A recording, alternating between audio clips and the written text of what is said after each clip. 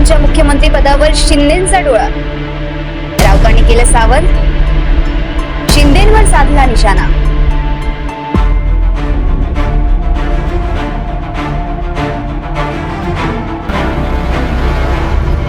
राष्ट्रवादीच्या माजी मुख्यमंत्री सन्मान सोहळ्यातील एकनाथ शिंदेंच्या गैरहजेरीवरून संजय राऊतांनी जोरदार चिमटा काढला आहे.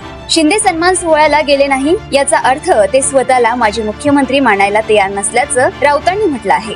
यावेळी राऊतांनी फडणवीसांना शिंदेंपासून सावध राहण्याचा सल्ला दिला आहे. माजी मुख्यमंत्र्यांच्या सत्कार सोहळ्याला एकनाथ शिंदेंनी मारलेल्या दांडीवरून सुरू झालेलं कवित्व संपण्याचं नाव घेत नाही. एकनाथ शिंदेंच्या गैरहजेरीवरून अजितदादांनी नाराजी व्यक्त केली असताना संजय राऊतांनी या वादात आणखी तेल घालणारं वक्तव्य केलं आहे. एकनाथ शिंदे स्वतःला माजी मुख्यमंत्री मानायला तयार नसल्याचं वक्तव्य संजय राऊतांनी केलं आहे. एकनाथ शिंदे स्वतःला भावी मुख्यमंत्री समजत असल्यानं फडणवीसांनी त्यांच्यापासून सावध राहावं असा इशाराही त्यांनी दिला आहे. संजय राऊतांच्या या आरोपांना शिवसेनेनं प्रत्युत्तर दिलं आहे.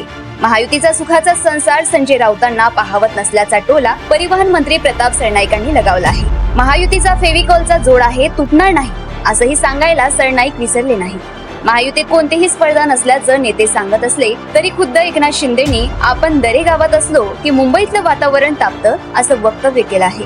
एकनाथ शिंदे मुंबईच्या तापमानाबाबत जे बोलले ते खरं असल्याचंही फडणवीसांनी सांगितलं. मुंबईचं तापमान वाढत असलं तरी शिंदेंनी वारंवार दरे गावात यावं असंही फडणवीस म्हणाले.